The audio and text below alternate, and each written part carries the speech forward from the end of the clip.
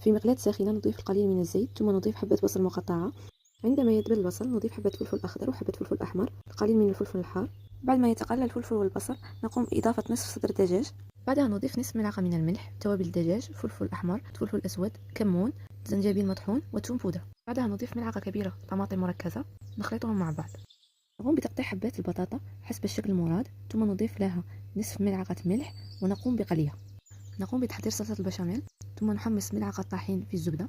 نضيف تدريجيا كأسين حليب، نضيف لها أي نوع جبنة متوفرة، نصف ملعقة من الفلفل الأسود، كمون، ثوم بودرة وفلفل أحمر، ونصف ملعقة ملح. نخلطهم مع بعض ونتركها حتى تتقل.